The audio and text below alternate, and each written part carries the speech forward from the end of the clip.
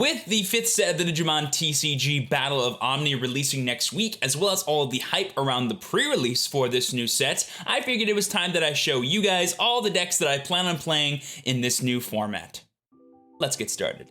Welcome back, everyone. My name is Steven Rodriguez. I'm your true champion, and that's right. I'm going to be giving you guys all of the first draft deck lists that I have for pretty much every single color, as well as one extra deck tacked on at the end for the Battle of Omni format in the Digimon TCG. Just like all my other videos where I go over all of my decks, these are not quote-unquote solved deck lists. They're just sort of my personal take on each of these archetypes for the ones I'm most excited to start playing once the set actually gets released. Hopefully these decks will give you guys a good jumping off point when it comes to making your own decks. I will be sure to include some tidbits here and there on some places where you can personalize these decks a bit more and have them fit your very own playstyle if you do want to try them out. Honestly, I love making videos like these. They're so much fun and a really nice way for me to give you guys just a bunch of resources when it comes to getting into this game and getting better at it. If you guys are excited or just get any value out of this video, be sure to smash that like button, subscribe to the channel, and click that bell for notifications so you know when my videos go live for you. And with all that being said, let's go ahead and check out my Set 5 deck lists for the Digimon TCG.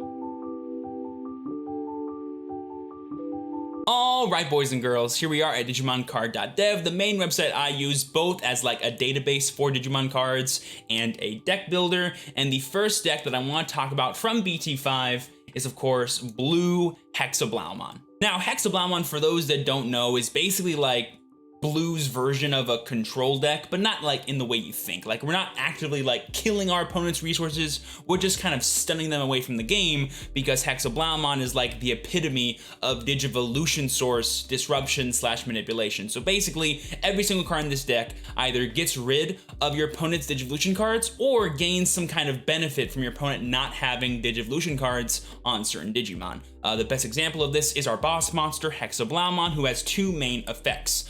When attacking, trash the bottom 2 cards of one of your opponent's Digimon. Then, if your opponent has a Digimon with no Digivolution cards, this Digimon gains jamming. We do have ways in this deck via things like Chris P. Ultramon to like give him plus security attack. So very often we can have a plus security attacking jammer that also, thanks to his second effect, can stop blockers or even stop aggression, because all of your opponent's Digimon without a Digivolution card cannot attack or block. So not only are we adding to our defense by making it to where our opponent can no longer pressure us, but we're also making it to where if all they have are blockers without sources, they can't stop any of our attacks. Now, obviously, you're probably looking at this deck right now and saying, Steven, that's great and all, but you only have 4 level 6s. And they're your 4 Hexeblaumon. Now, that's gonna be a big like critique of this deck, is the only reason you're doing good things is because Hexeblaumon's in play.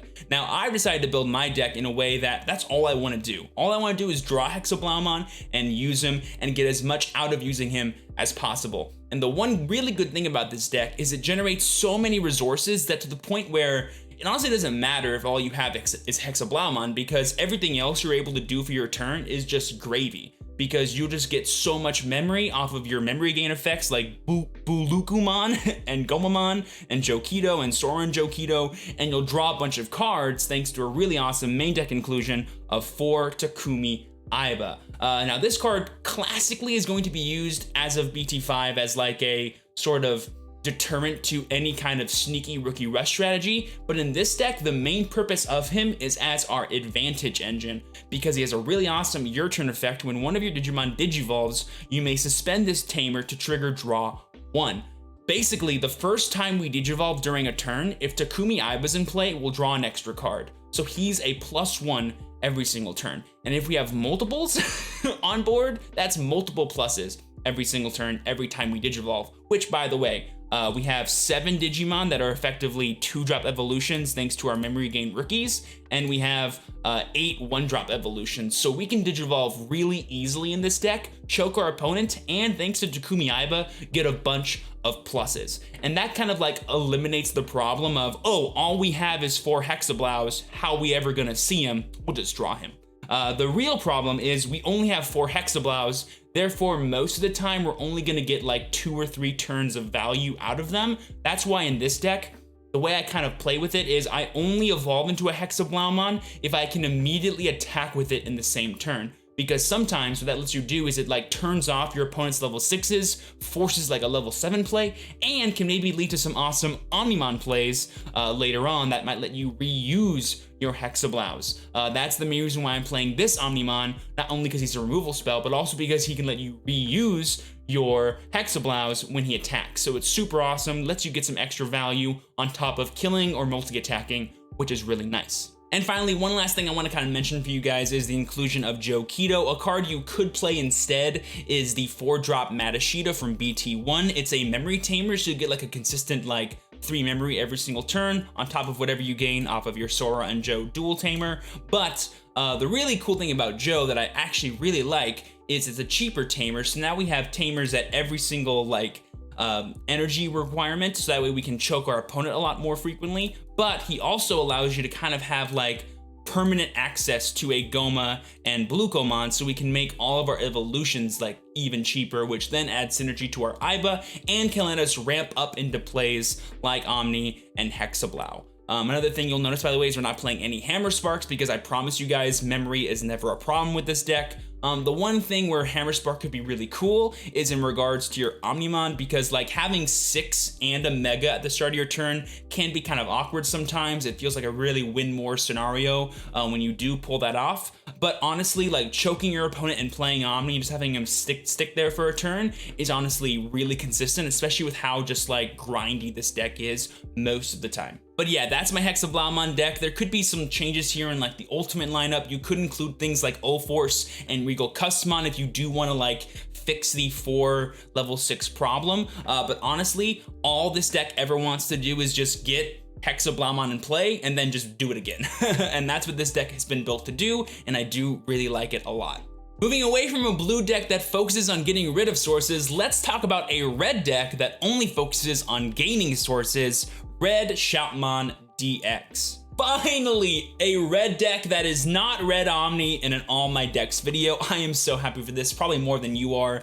This is the first like red strategy that's come out since like Gallantmon that I'm really excited about. Basically, Shoutmon DX is a deck that focuses on building a really powerful Shoutmon DX with a ton of red sources that gives him a bunch of buffs and can allow him to create a bunch of pressure and sort of board control against your opponent, because he has 2 main effects. The first one is a new one from BT5, Blitz, Windage Evolving Blitz, which lets you essentially attack at the beginning of your opponent's turn, because like even if your memory passes over to 1 on your opponent's side, you can still attack. Really cool. And when you combine that with his other Windage Evolving effect, you may place 1 red card from your hand at the top of this Digimon's Digivolution cards. Then for each Omni Shoutmon or Zeeg Greymon in this card sources, delete 1 of your opponent's Digimon with 5,000 DP or less. This is a really awesome effect that can kind of just like beat a bunch of board spammy strategies and can just let you also attack your opponent at the same time.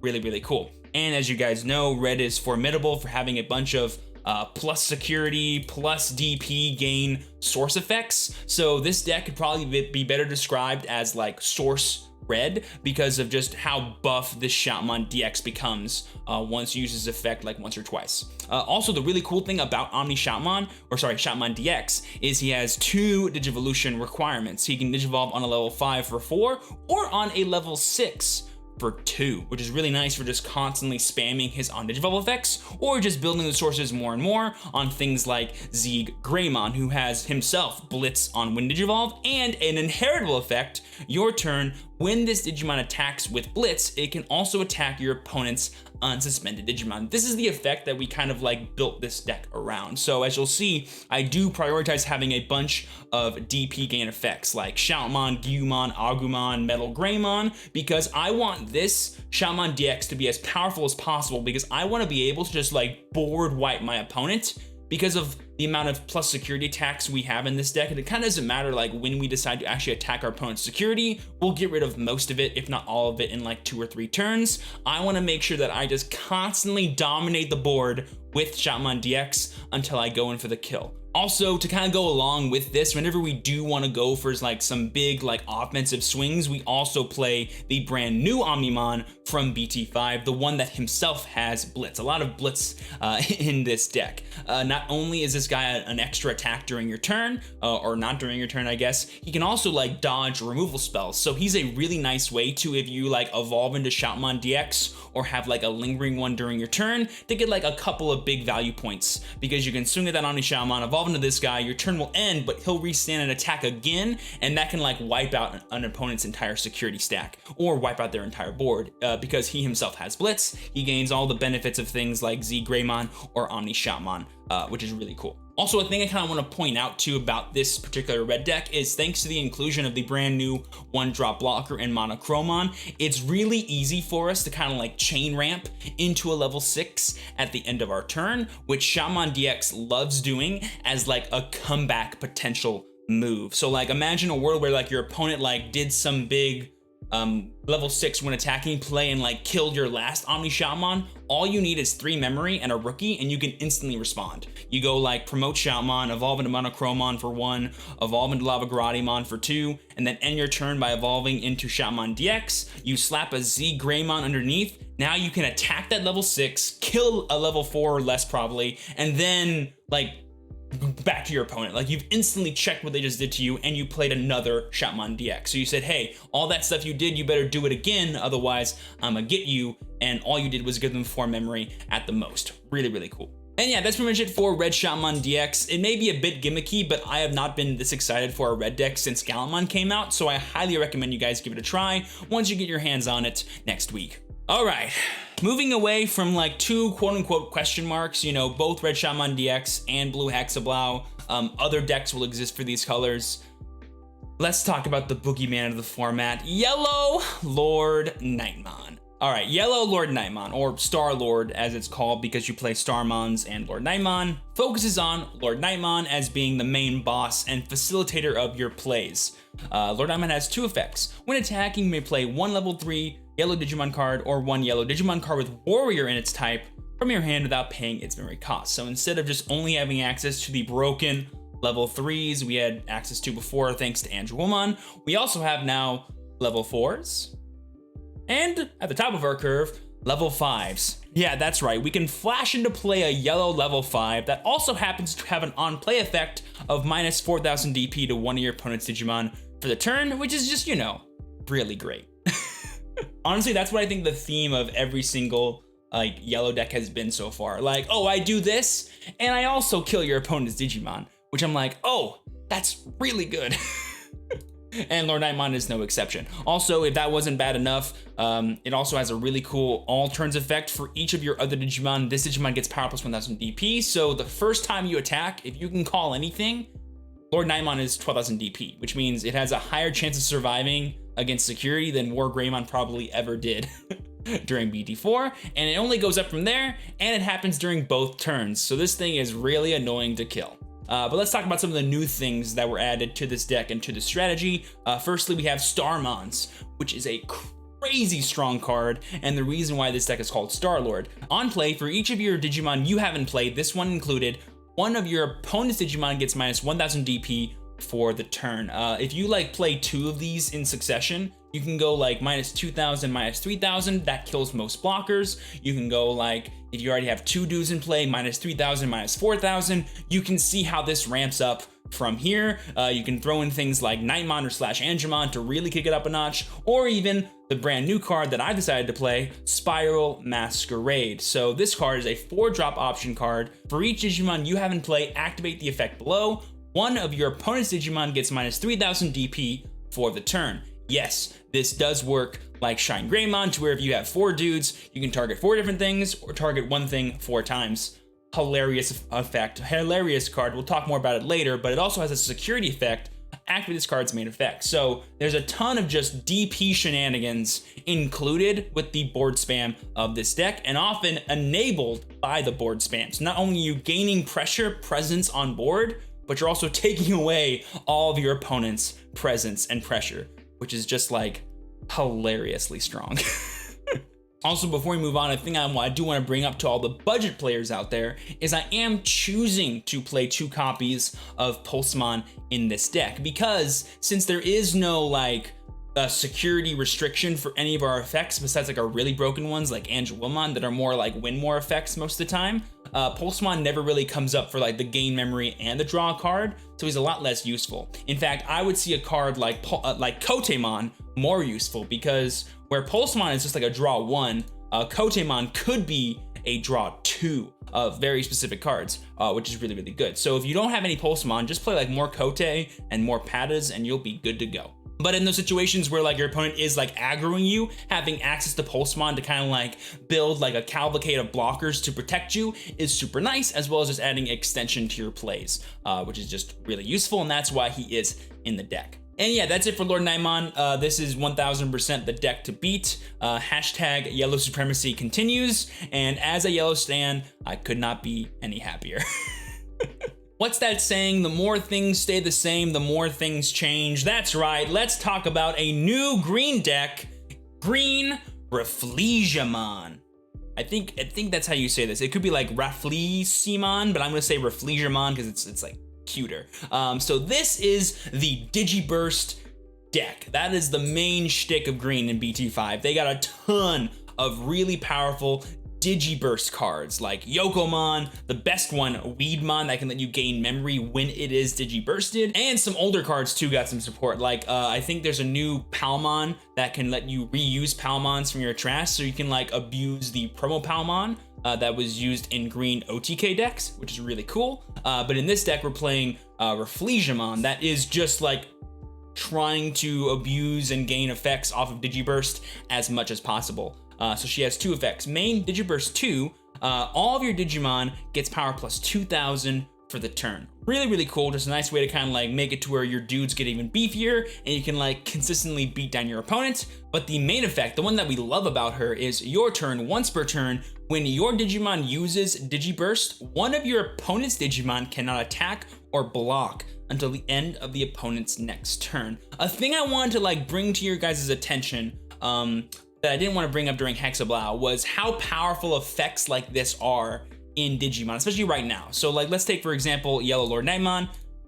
LordKnightmon's effect is a when attacking effect. If we take away this card's ability to attack, your opponent gets none of the benefits off of it. So it's a really useful thing to kind of like stun opponent's Digimon. And the cool thing about Rafflesimon is you can stun like level 5s, and even if they evolve, they still get stunned. So it's super useful, not only for your defense and like the hindering of your opponent's plays, but also for your offense, because you can stop blockers too. For example, if your opponent has like 2 blockers and you have Lilamon in play, you can use Lilamon's Digiburst 2 to like rest one of them, and then use Rafflesimon's effect to like stun the other one so it can't block any of your attacks. So for 1 Digiburst, you got rid of 2 blockers, which is really, really nice for your offensive capabilities in this deck. And obviously you can't be playing any green deck at all after set 4 without playing some number of Nidhoggmon. I'm still like of the opinion that this is the best card in green, and honestly, whenever you get to pull off this card's full effect and like wipe an entire board, you just feel invincible. Card's broken, insane, and the fact that we can now gain memory off of Weedmon to make him a cheaper evolution essentially is really, really cool.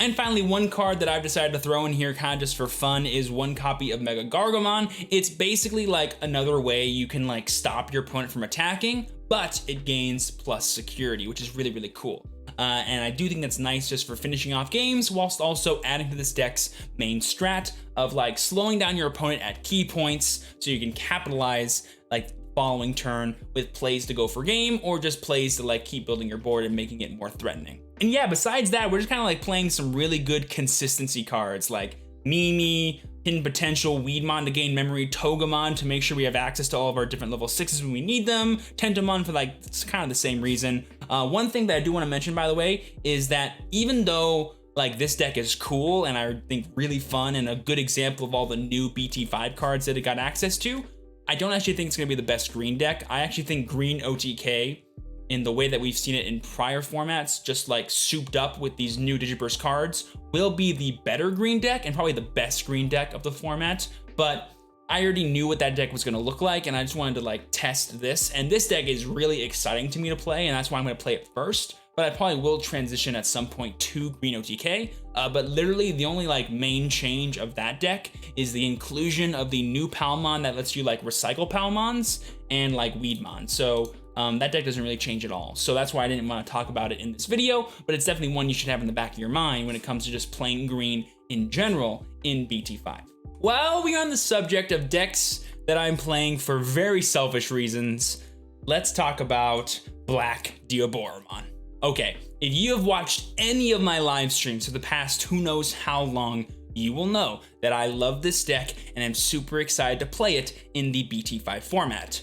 A lot of other people do not share my opinion. In fact, they would call Diaboromon a tier 2 at best deck. And there's a lot of reasons for this. I think the main one is how bad it is against yellow LordKnightmon specifically, because the main way we have to kind of deal with threats and remove threats is D-Digivolve. And D-Digivolve is very bad against hard play Digimon and things that are flashed into play as ultimates. So dealing with Knightmon is very annoying and almost impossible using this deck.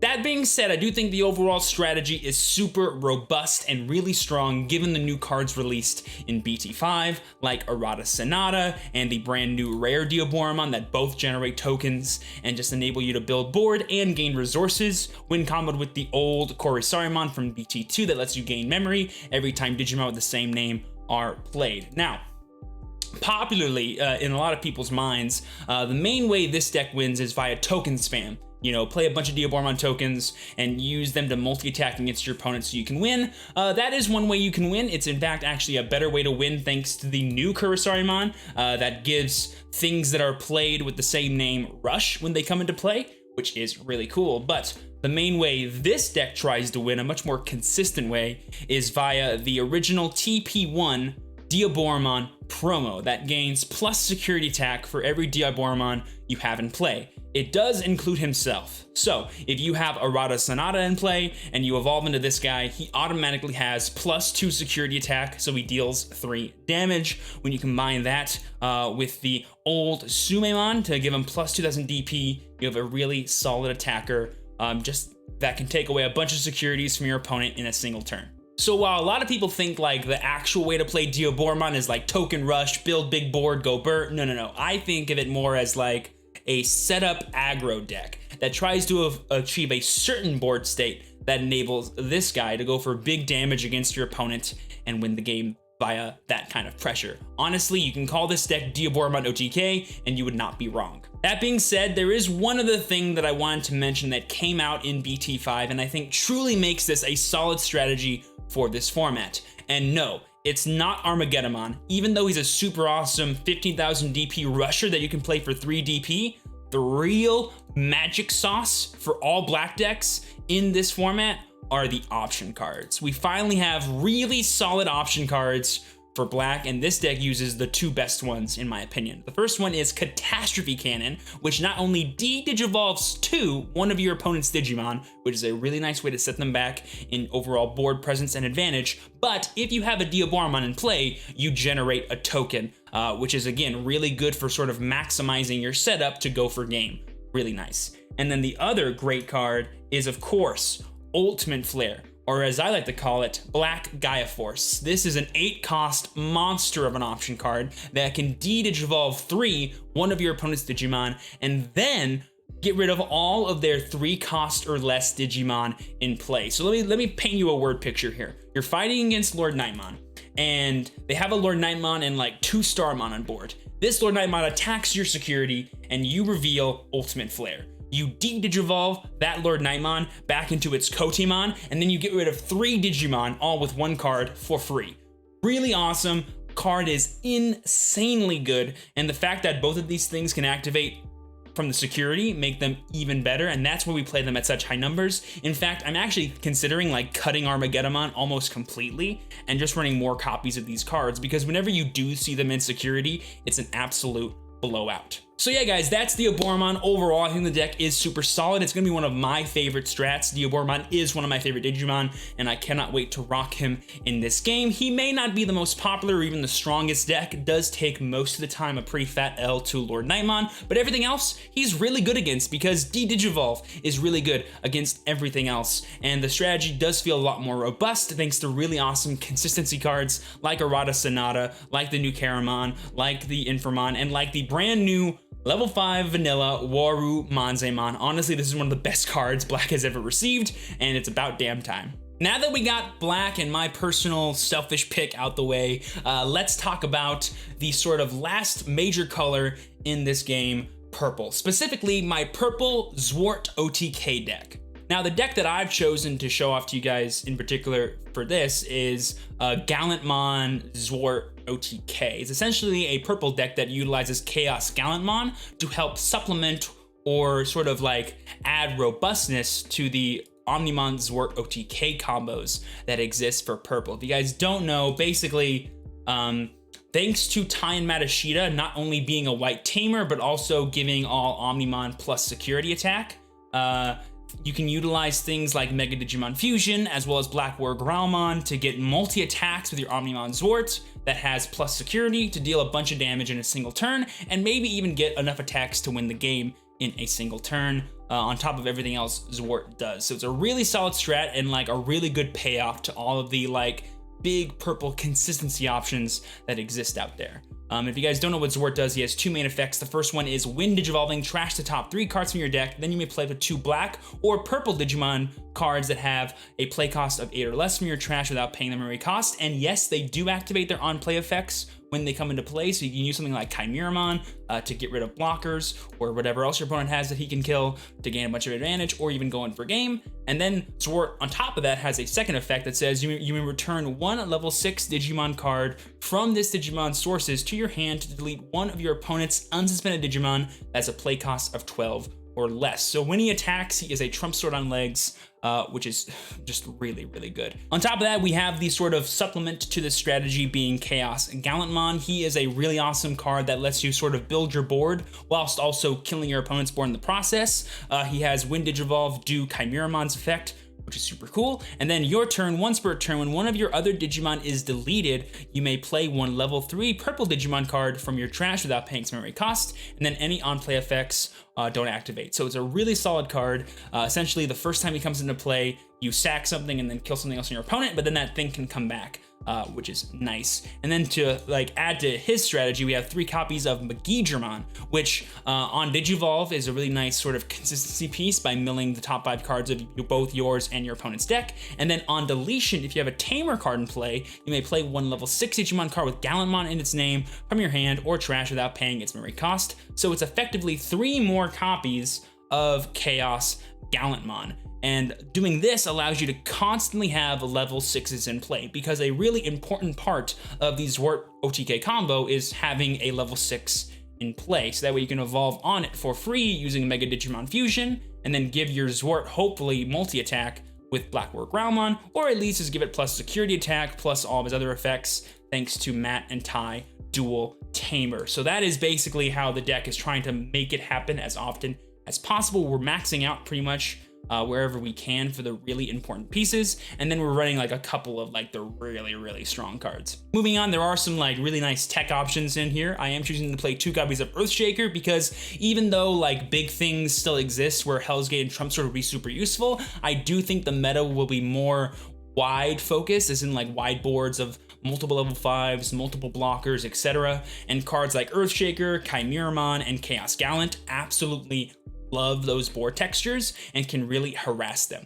Also, if your opponent ever does like stick a level 6 in play, if we have Tai and Matt in play, we get extra memory off that, and so we don't mind it as often. And honestly, any like level 6 or higher Digimon, Zwart can just deal with by himself by just attacking or using his when attacking effect to just kill. So I'm really not worried about super tall stuff. The stuff I want to make sure I'm good against is like the weaker, like less tall stuff that I can just constantly harass with all my deletion effects. The big problem of purple is that there's so many options. You could play this exact deck, but instead of playing Chaos Gallant or Magidra, play like Lilithmon and Jackraid, and you can probably pull it off a lot more often if you really wanted to focus on just like maximizing the actual Zwart combos and doing them like really crazy. But this deck likes to have like that be a possible win condition, not the only win condition, which is why I like it just a bit more in terms of its consistency in every single game. And that's why I want to show it to all of you. But again, Lilith Loop, Tacti Turbo, all those other things do exist, and I highly recommend you experiment, especially with purple